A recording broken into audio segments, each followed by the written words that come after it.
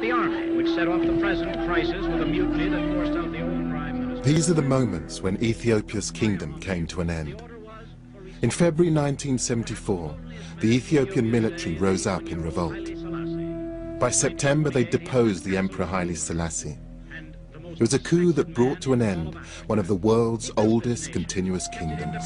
Gave it its first written constitution. Realizing that times must change, he has decreed constitutional reforms be made, apparently with a view toward making Ethiopia a constitution. Haile Selassie was the last emperor of a dynasty that claimed it could trace its roots back thousands of years. And orderly. The country is now a democratic republic, but Ethiopians haven't forgotten their kingdom's proud past.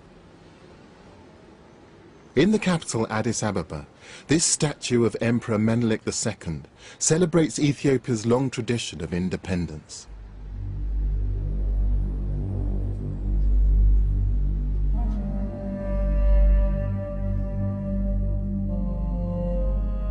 At a time when much of Africa was being colonized by European powers, Menelik II's army fought off an Italian attempt at conquest.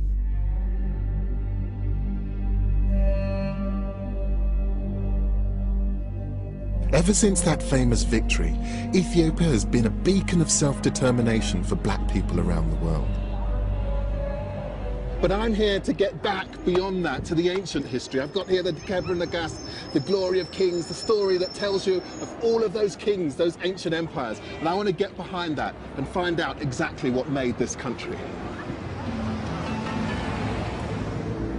The book I'm carrying is a modern translation of the most important text in Ethiopian history. The Kebra Nagast was written in the 13th century. It sets out the lineage of Ethiopia's emperors. It makes some grand claims. It says the dynasty began in 950 BC, and that the first emperor, Menelik I, was the son of illustrious parents, Solomon, king of Israel, and Queen Makeda, better known as the legendary Queen of Sheba. The link to the Old Testament gave a legitimacy to the Ethiopian Empire. But is there any truth in it? Is there really a connection between Solomon and Sheba and the Ethiopians? That's what I want to find out. No.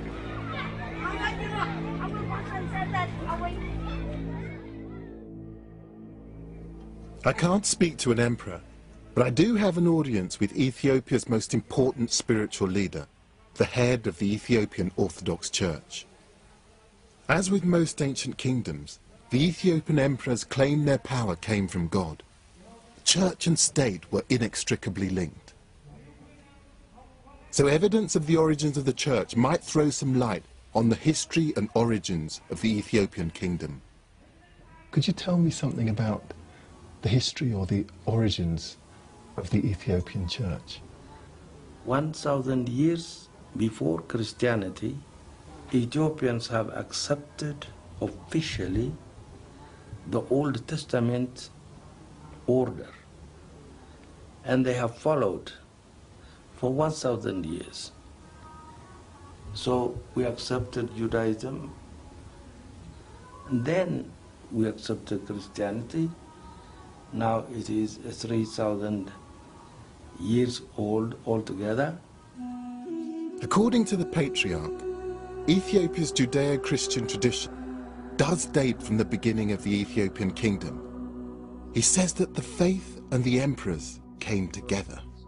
The foundation of this belief lies in the astonishing claim that the very basis of Judaism is actually here in Ethiopia. He tells me that the Ark of the Covenant containing the Ten Commandments was brought here from Jerusalem by Menelik, the son of Solomon. The Ark of the Covenant and the Solomonic descent comes together. The Ark of the Covenant is with us in Ethiopia. Can that really be true? If the Ark is in Ethiopia, it would be powerful evidence of a link between Ethiopia's founding emperor and the people of the Old Testament. But there's a problem. The Ark is deemed so holy a relic that no one is allowed to see it, and there's no historical evidence that Menelik I was the son of Solomon and Sheba. Yet faith in this legend is still strong.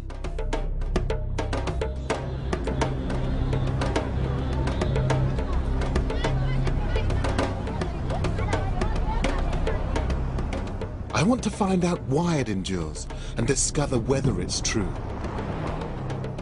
I'm going to look for continuities that might appear over centuries in religious traditions, in language, and in Ethiopia's old buildings. I want to see if I can connect them to Solomon and to Sheba. My journey will take me from Addis to some of the most important historical sites in Ethiopia, going further and further into the past to see if I can reach the time of the Old Testament.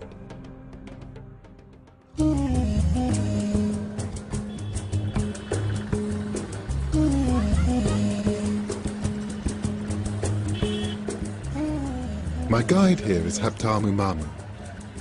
We've come to one of Ethiopia's most important cities, and it's something of a surprise to me.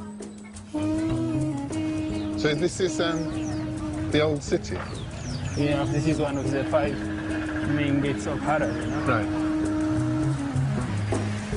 The legend of Ethiopia's unbroken Judeo-Christian history isn't that straightforward. Harare is a Muslim city. It's like a warren. And it confounds my expectations in other ways too. Ethiopia's modern history has been blighted by drought and famine.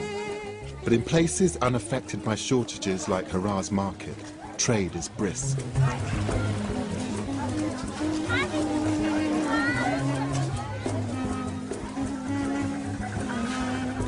Historically, the Ethiopian highlands are one of nature's storehouses. More crop species are found here than in any other part of the continent. Frankincense used in churches and temples for centuries grows wild here. Oh, that's gorgeous. What do I do with this incense? And it smells beautiful as it is, but how do I make it even more powerful? When we make coffee, Yes. you just fire, and then you put on the fire, and it smells good for the coffee ceremony. Thank you very much. Thank you. What should I be saying to her? I'm a seconado. I'm a seconado. And I apologize for being so English about it.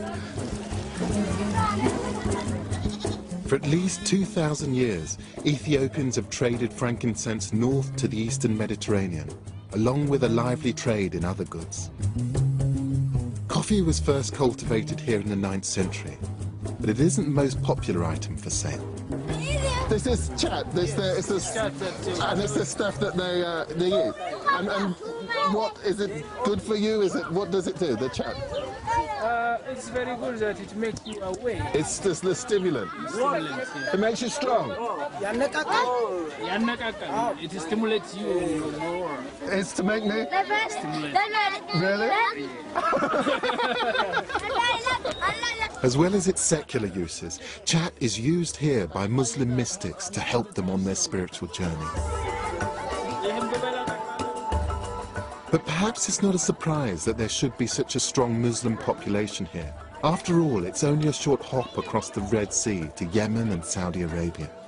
But what is remarkable is the role the Muslim population played in maintaining Ethiopia's independence, shoring up the relationship between Ethiopian Christianity and royal legitimacy. Back in the 17th century, Ethiopian Muslims made common cause with Ethiopian Christians in a deal brokered by Emperor Fascioladas.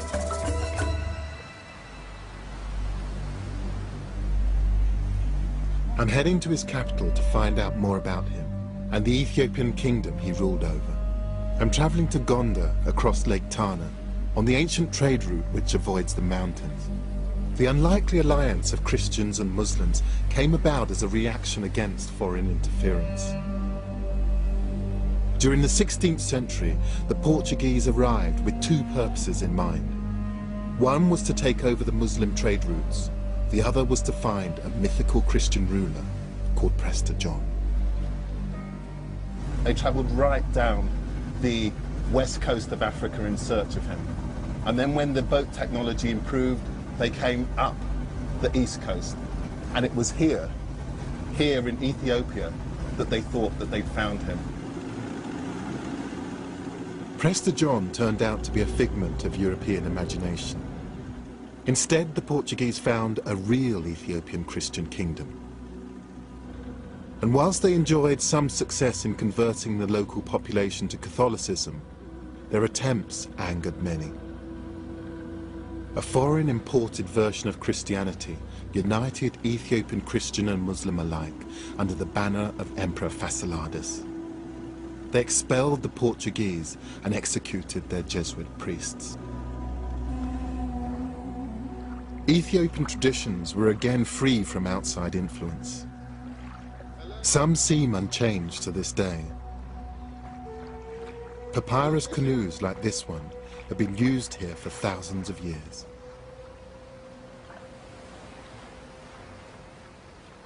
Could you ask him if he's caught anything today? Oh. You are... I know someone. Yes, one more. So you can buy the fish? They can buy the fish. How much for them? What kind of fish is this? Tilapia. Tilapia. Just give him the money. Thank you very much. Throw it back again.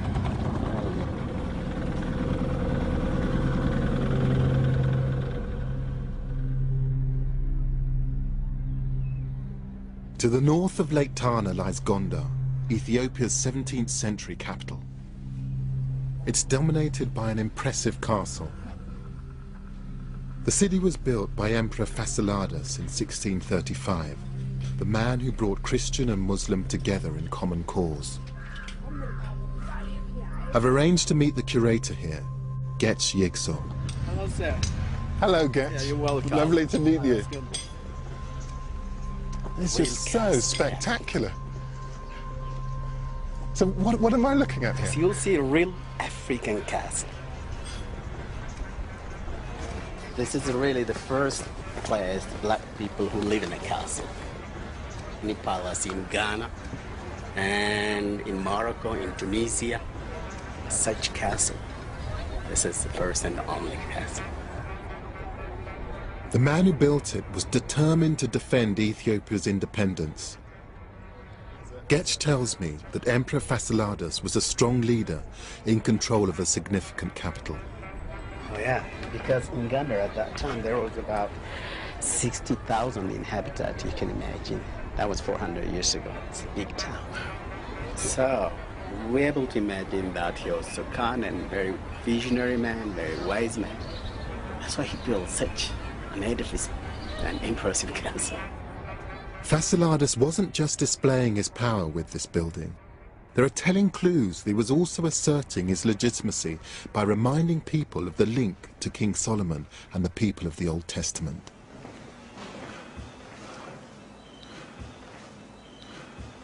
Up here I can see that there's a Star of David. Right. That is the Star of David because the previous Ethiopia kingdoms believed that their families comes from the Solomonic descendant. Yes. They're from the same family. Fasciladas was one of them. That's why he put inside. And connection to Solomon, what was that? I mean, is it a legend or is this an actual real? This is the real connection. I knew that it would be difficult to separate fact from myth. Here, it seems impossible.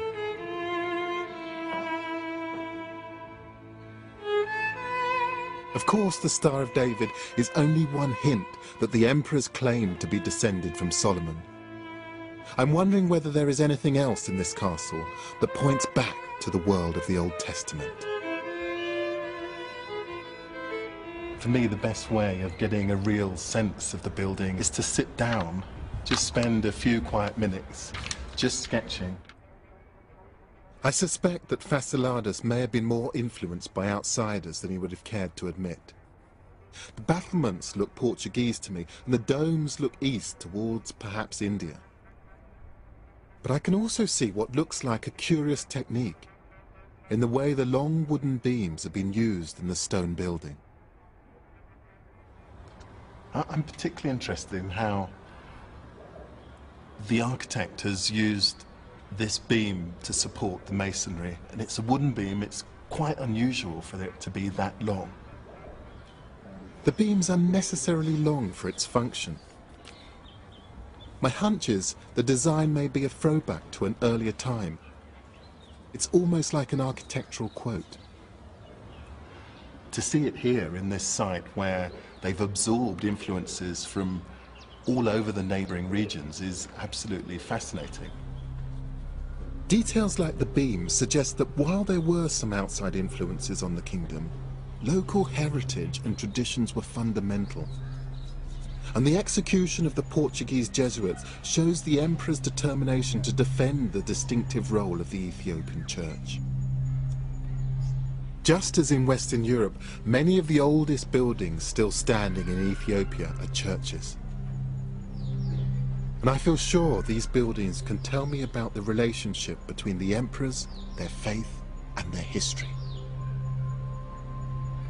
This church was built by Emperor Yasu, a close successor to Fasciladas in the 17th century.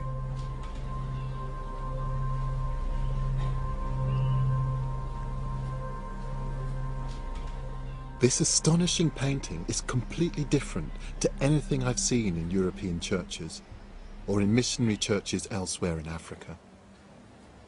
I spend so much of my time trying to rationalize and explain beautiful things, but very occasionally I'm just completely knocked sideways by something, and coming in here to this particular church and seeing a lot of the Christian tradition that I was brought up with depicted in a completely new way with a level of intensity that I've never seen before, it's just absolutely astounding. The paintings have been completed on cloth, which has been glued to the mud plaster walls. Emperor Yasu seems to have been reassuring his subjects that he could look after them.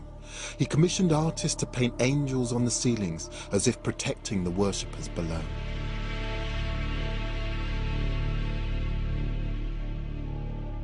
It's a stunning example of the individuality that the emperors were so determined to preserve.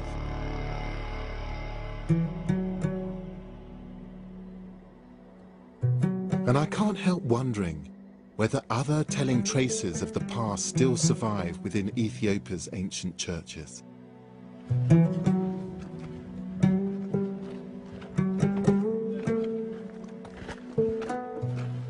It's Sunday morning, and I'm going to a service at a church far into the highlands of East Gondar.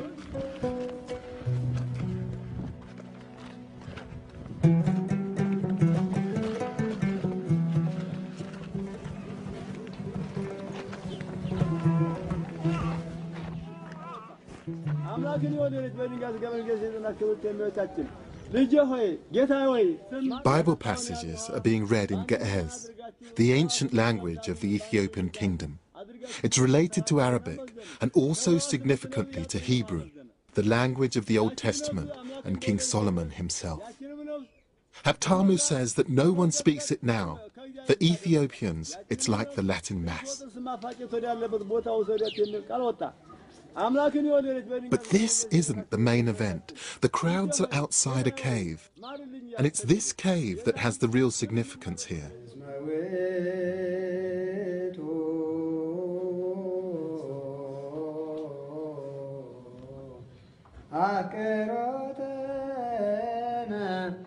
This place contains beehives, which are regarded as holy by the congregation.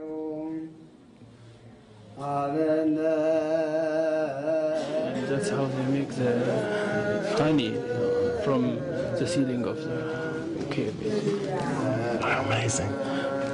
And that's why it's considered that it is a holy honey, because they are in the church. They died in the church. And nobody brought them by themselves. Oh, they came by themselves. And the honey which is taken from this is given to the people that considered as a holy honey. I see.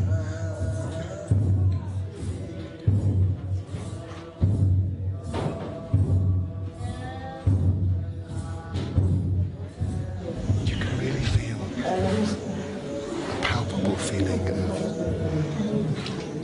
people believing in this place. I get a sense that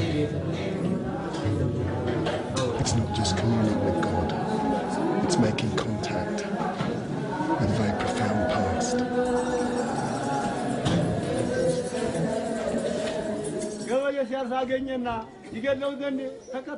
Honey is a staple of Ethiopian religious and everyday life.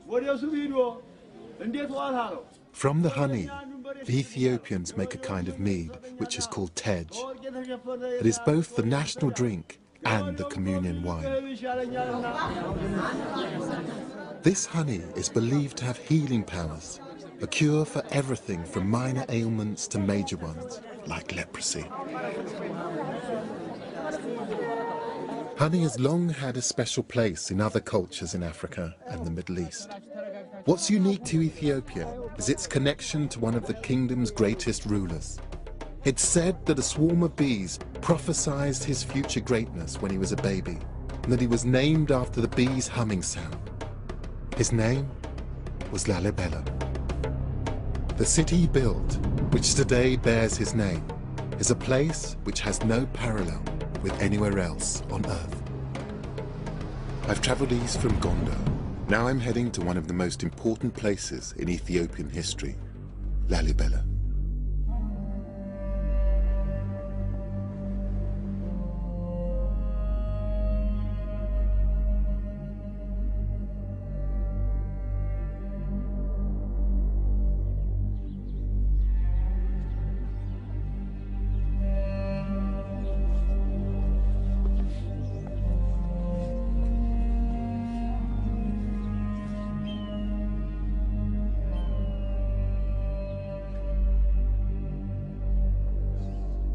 Not much that could prepare you for that.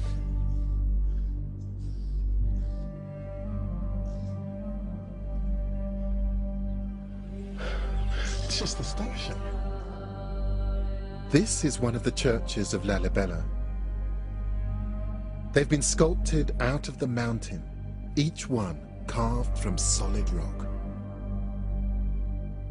You get a sense of just what a huge amount of energy it must have taken to excavate this hole and to do it with such incredible precision. Every single one of those angles is just so precise.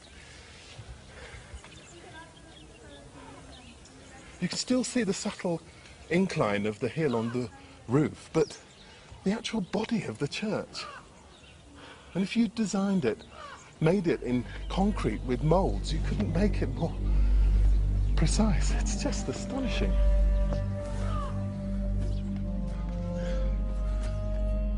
The man responsible for commanding the building of 11 of these incredible structures was Emperor Lalibela.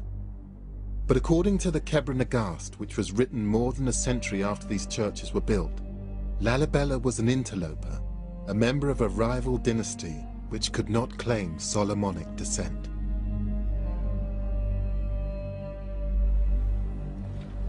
However, Lalibela claimed God commanded him to build these churches, and in so doing, he attempted to claim legitimacy as an emperor because he was doing God's work. A legend grew over centuries that the buildings were completed at superhuman speed. But recent research by a team of French archaeologists, led by François-Xavier Fauvel, suggests otherwise. Usual story on Lalibela says that the whole churches were built at the same time during a very short period of time, whether it was 3 nights and 3 days or 24 years. Yes. But basically this is the same story. And now we are starting to expand the sequence, and which covers now a number of centuries. Yes. We have occupations here, human occupation, centuries before the 13th century, and the architectural program of Lalibela develops on 2 or 3 centuries, from the 12th to the 15th century at least. We can go inside here. There's still a great deal that historians don't know about Lalibela. It's unlike any other archaeological site, in that it's almost a case of archaeology in reverse. So in that way, it is not an archaeological site. and it is, and you have to wash your mind about all this kind of previous way of thinking about architecture and archaeology. Instead of having successive deposits, you have just successive removals of stone, and instead of having this deposit accumulating and giving you information about the successive occupiers of the place, you have people who, the more they removed, the more they erased traces of people that came that were here before. The French investigations are expected to go on for at least 4 years. Emperor Lalibela left an intriguing legacy, one which underlines the uniqueness of his kingdom. It's down here outside, when you don't actually just have the light radiating straight down onto it, that you can begin to see just the intensity of the colour of the rock. And it almost glows. It just blows you away because it's completely unlike anything I've seen before. And that isn't just in terms of the design, but it's just thinking about what does it take to do something like this?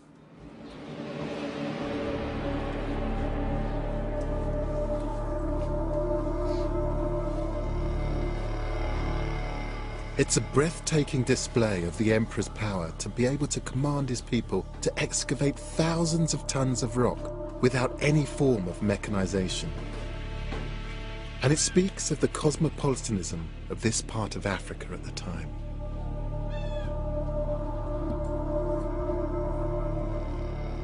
They brought images, influences from all over Christendom and beyond.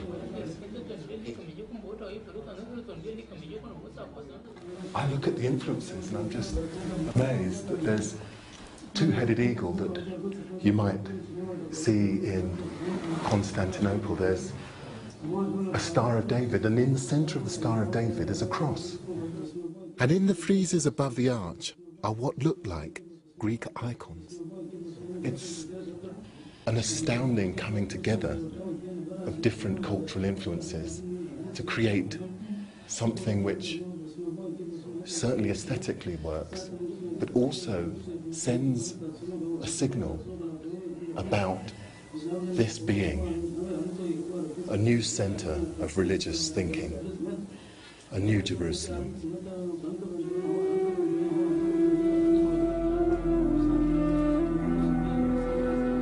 This is a scale and quality of architecture on a par with many of the achievements of medieval Europe. And it's fascinating to see this cosmopolitan approach in a place which many medieval Europeans considered the extreme fringe of Christendom.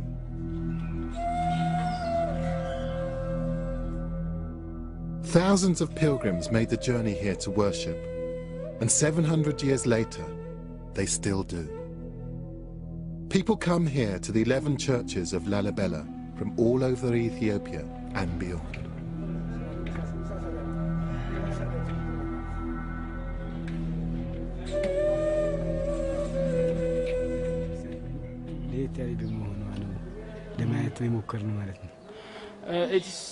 We heard that it is totally different from other churches, and religion-wise we are told that if a person go to Lalibela and see, if you make a pilgrim, you will be righteous, and from generation to generation.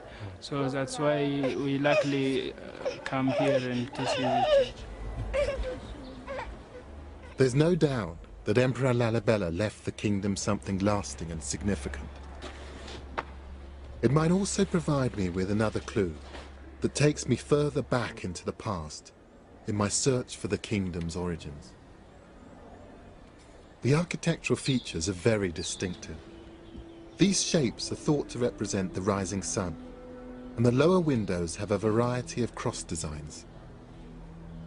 It's a double cross so that you can actually see it both as a cross and then also extruded. And then at the very top is this shape that you see everywhere.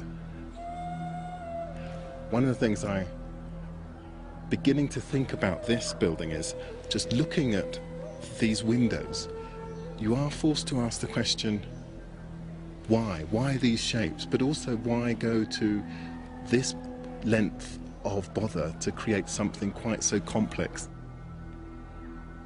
But more intriguing than the windows are the blocks at each corner. They look almost like beams, but the way these churches have been created means that they're architecturally unnecessary. This building is completely made from solid rock, so there will be no need to have any supporting structures inside it. And yet it has some of those sorts of supports running all the way along the length of this building. The use of apparently structural features as pure decoration tells me that they've been copied from buildings that already existed. Architectural quotations, if you like. It also suggests that those earlier buildings may have been important to the people who built Lalibela. Remember, according to the Kebra Nagast, Lalibela was not descended from Solomon, so perhaps in copying an architectural style, he was emphasizing his claim to be the heir of earlier rulers. Maybe in this architecture lies Lalibela's claim to royal legitimacy, to biblical descent, and to greatness. But I don't know how old the buildings that inspired Lalibela might be, or whether they lead to a connection between the kingdom and Solomon and Sheba. To find out, I'm going to head even further into Ethiopia's past. This is one of the oldest inhabited places in the world. Archaeologists have discovered signs of the earliest human development here from over 4 million years ago. Even things that appear recent are ancient. These terraces in Tigray province are believed to have been ploughed for 3,000 years. In pre-colonial times, Ethiopia was the only sub-Saharan country to use the ox-drawn plough, a crucial step away from the pastoralist culture of the rest of the continent further to the south.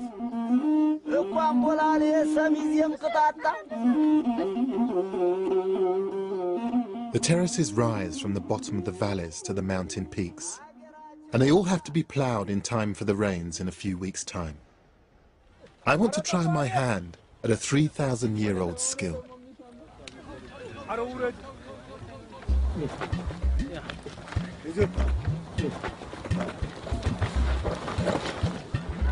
a natural.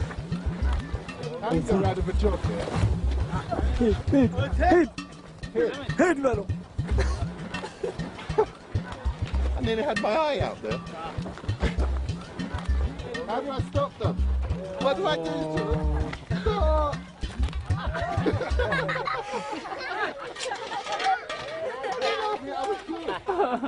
There is a serious point to all of this, and it's that this method of agriculture was unique to these highlands, and it doesn't appear to have spread quickly to surrounding areas. It underlines the isolation and separateness of life here. It's hard work. It must be about 90 degrees out here. I must admit, I really wouldn't want this as a job. He's just as bad at steering as I am. I might have to give him a few tips, I think.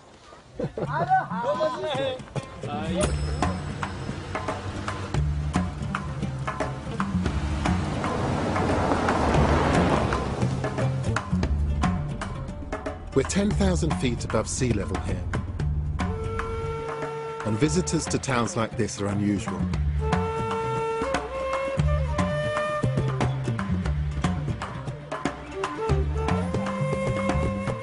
I wonder whether isolation like this is why Ethiopia's traditions seem to have lasted so long. They could develop independently and free from outside interference.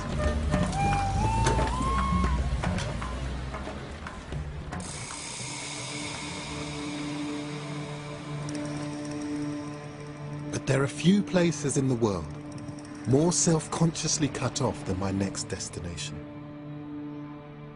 In the far north of Ethiopia lies Debre Damu, one of the most important sites in the country.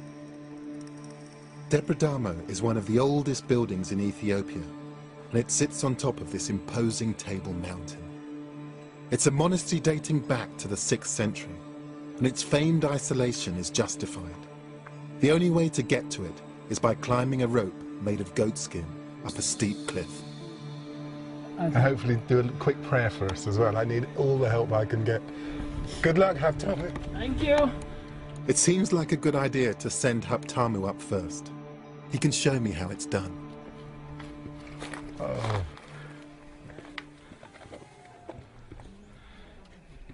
Oh, no, he's fine. Well done, Haptamu. Okay, let's get this safety on. If this has worked for thousands of years, I mean, who am I to doubt it? I mean, even if my stomach is absolutely full of butterflies and doesn't seem completely convinced, I'm the sort of person who gets vertigo if I stand up too quickly, but I really want to see Debre Damo, so I think all of this is really worth it.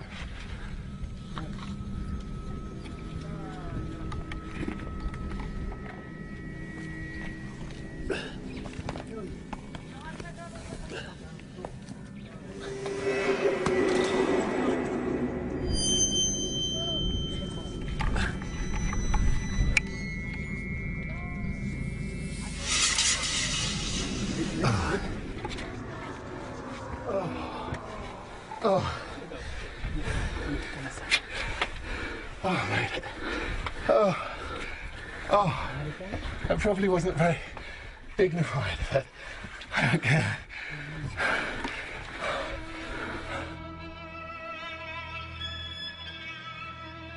Just look at those views. We're right on the top of the world.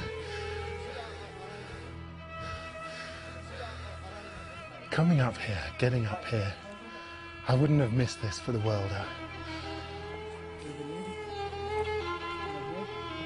It's just amazing.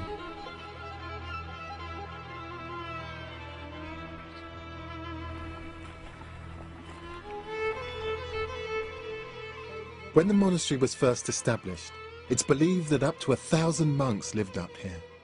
Today there are around 300. It's said to be one of the oldest permanently occupied Christian communities in the world, and it's at least 500 years older than Lalibela. It was built thanks to another Ethiopian emperor, Gabra Mescal.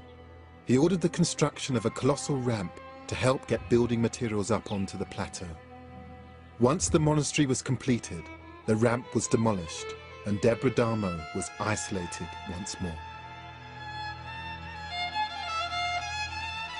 And the monks continue to take their separation seriously.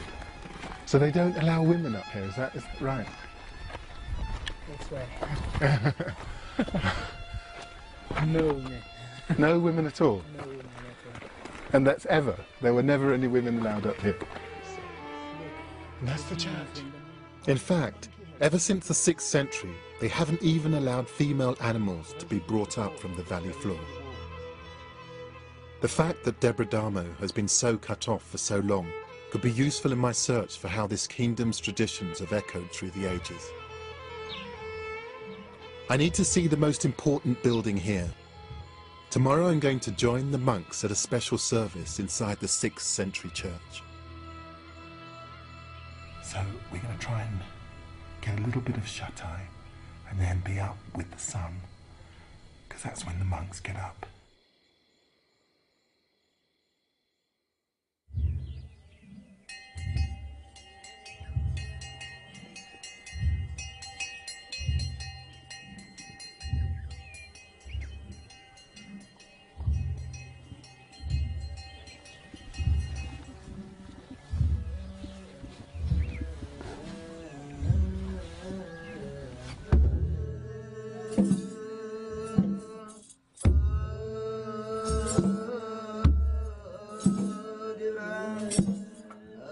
Like every religious ceremony I've seen in Ethiopia, their unique approach to Christianity is evident. But it isn't just the service that's catching my eye, it's the building it's being held in. The most amazing thing is to see some of the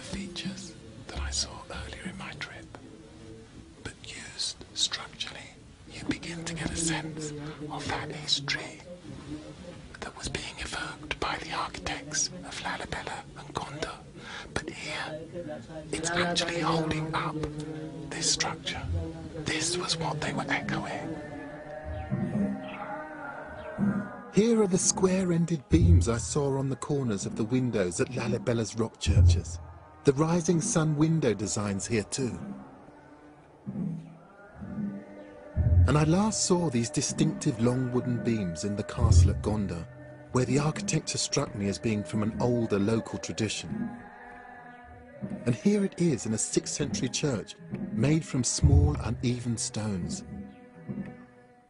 It's only these kinds of beams that can hold up walls like these. And another feature literally stands out. Different shaped beams which extend beyond the walls. These are called monkey heads. I just tried to spend a few minutes just thinking about how this monkey head technology was actually put together. And what I think is that these heads represent the end of a sort of dumbbell-like piece of wood that sat across a beam. And basically, because the ends were wider than the body of these structures, it actually meant that the pressure from above helped to keep the building taut. This actually meant that you could actually build more than one story on these buildings.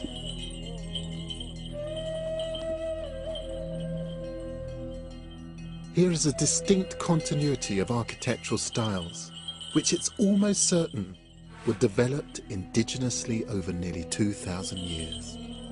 If this continuity stretches back even further, to pre-Christian times, perhaps there is evidence somewhere of the connection to King Solomon and to the Queen of Sheba.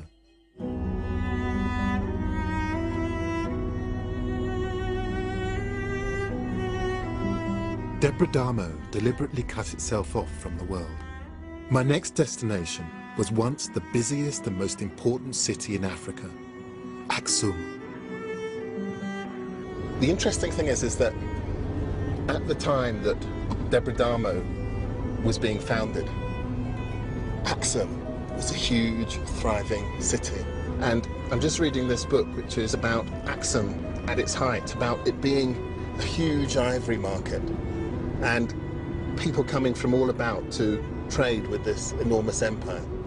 The book is the Periplus of the Erythraean Sea, a 1st century travel guide which describes Aksum as a thriving, bustling city. In fact, other documents of the time ranked Aksum alongside Rome, Persia and China as one of the 4 great world powers. Given its significance, I think it's remarkable we know so little about its history. After all, Aksum has a considerable claim to fame. This, according to Ethiopians and their Orthodox Church, is where the son of the Queen of Sheba and King Solomon actually brought the Ark of the Covenant 3,000 years ago. Ethiopian Christians believe that beyond these walls is one of the foundations of the Judeo-Christian tradition, the Ark containing the 10 Commandments. Until 1974, that Ark was the cornerstone of the legitimacy of the kingdom itself. The existence of the Ark here would go a long way to prove that the Ethiopian dynasty of emperors was founded by King Solomon and the Queen of Sheba. It would confirm the legends that have lasted for centuries. But the Ark is deemed so holy that no one is allowed anywhere near it. I can't go beyond this point here, because in that chapel there is where the Ark of the Covenant is said to be held. Security is tight, and it must be kept that way to maintain the faith in the foundations of the Ethiopian Orthodox Church, and by extension the legitimacy of centuries of kings.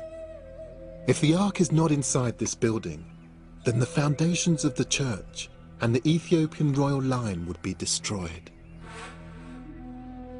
But the Ark is not the only potential evidence of this kingdom's ancient heritage. My search for Ethiopia's past continues, right next to the ark's purpose-built resting place. And now that building may be very new, but come and have a look over here.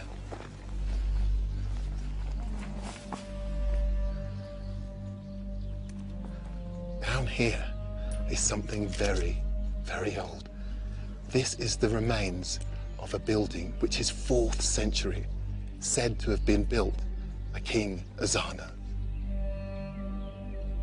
Ezana, archaeologists believe, was responsible for Ethiopia's first Christian church. He was the first Ethiopian emperor to convert to Christianity. Archaeologists know this for certain because coins minted during his rule show almost the moment of Ezana's conversion. One coin has a Christian cross in its design, but another, earlier coin, shows the pre-Christian religious symbol of the crescent moon and the sun. This is hugely significant. It means that there was a continuity of ruler before and after Ethiopia became a Christian country. The Judeo-Christian tradition here does seem to be unbroken. The coins confirm another fact. By the 4th century, this was a significant, well-established kingdom. This was the only place in sub-Saharan Africa at that time known to have issued currency.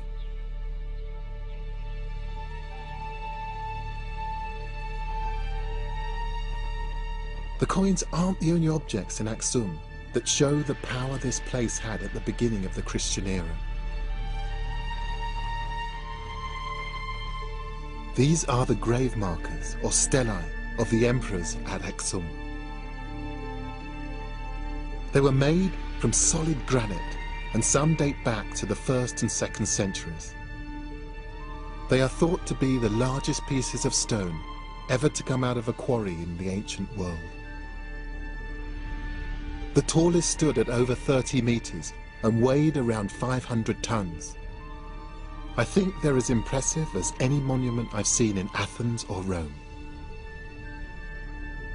My guide here, Yegalam Fisheha, is showing me their amazing carvings, which are still beautifully clear almost 2,000 years after they were made. They depict the great buildings it was believed the emperors would inhabit in the afterlife. Skyscrapers to immortality. This architecture was the architecture of the Aksumite people. It's an architecture of a building. Yes. Multi-story house. I see. Multi-story house. And then these are the... wooden beams. They represent, the end of the wooden beams. When the Aksumites were practicing this architecture, first they started with wood. So we have the windows. So we have the wooden beams. Then we have another. So this in general is multi-story house building. I've seen this before. This is the architecture used at Debra around 500 years later. And over 1,000 years later, it appears to have inspired the stonework of the churches of Lalibela. At the top is a symbol of the rising sun once more.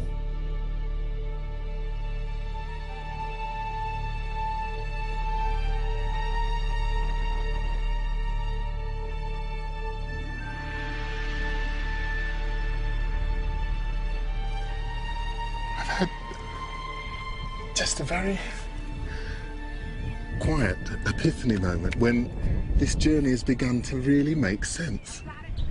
I mean, this stela, this single piece of rock, holds many of the elements that I've seen on my journey up until now, but here configured in a way that gives them a kind of sense, gives them a continuous historical narrative, which I suppose is the history of Ethiopia.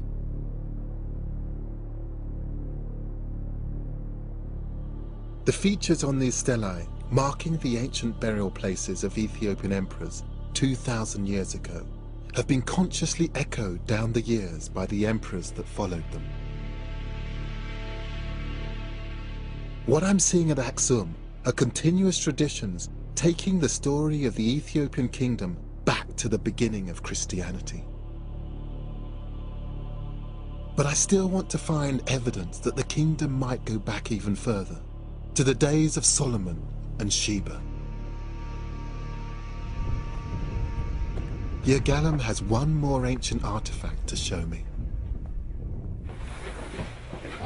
What's this?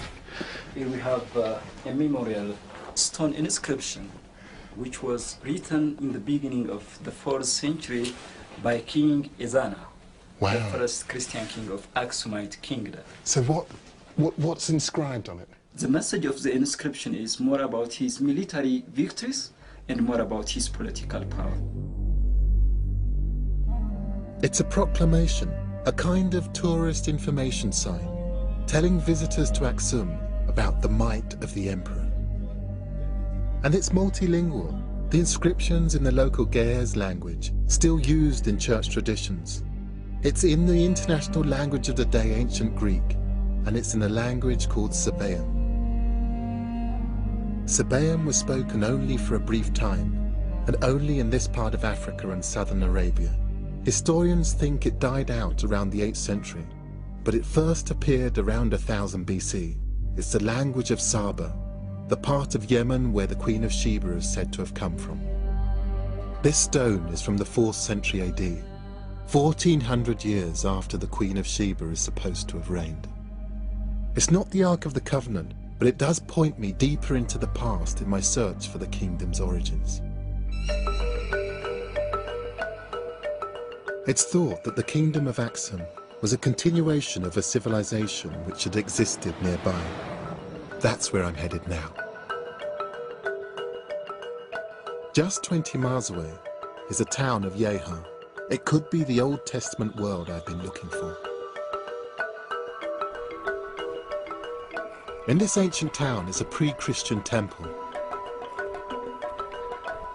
There were worshippers here when the Old Testament prophets were writing.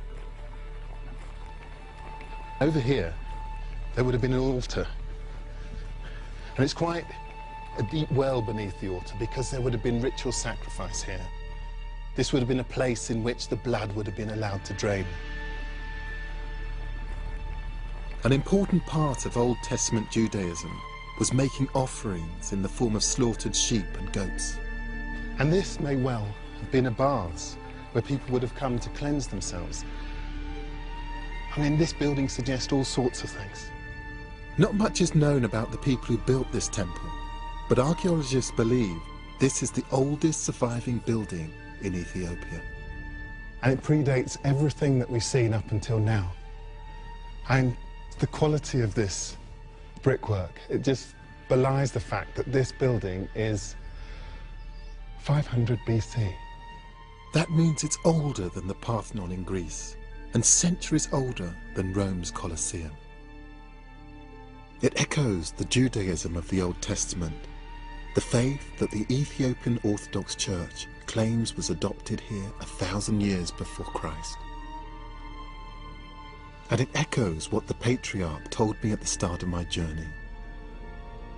So we accepted Judaism, then we accepted Christianity. Now it is 3,000 years old altogether. But the most exciting thing about this temple is a collection of artifacts found inside it. They're now kept nearby in this small Christian church. And I think they might offer a final clue about Solomon, the Queen of Sheba, and the ancient kingdom of Ethiopia. Praise good day. Yeah. Thank you.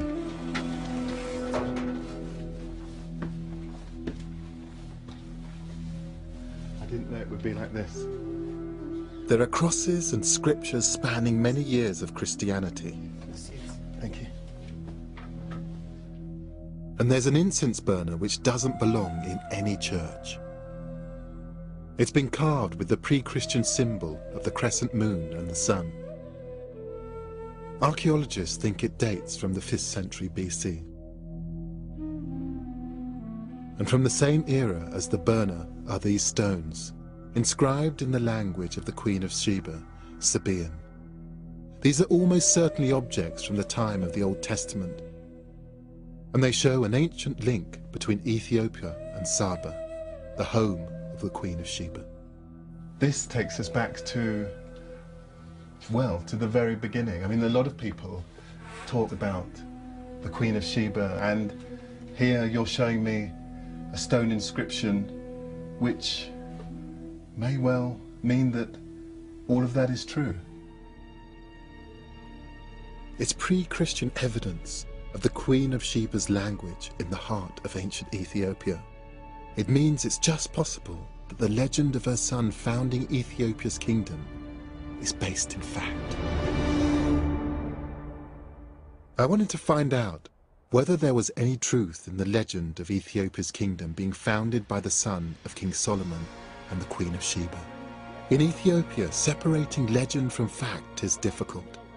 The stones in the church inscribed with the Sabaean characters are estimated to be 2,500 years old.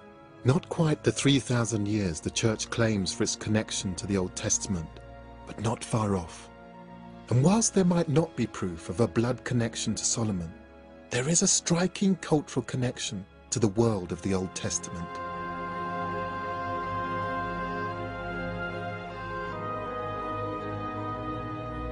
It's also striking that faith in this legend has lasted for centuries, closely tied to the unique traditions of the Ethiopian church. I think it's endured because of Ethiopia's determination to resist the influence of outsiders and to remain independent. Ethiopia's emperors may have died out, but the kingdom in many senses still survives, in the language, in the people, in the history, in the traditions. It's an extraordinary history, a proud history, one that deserves to be better known.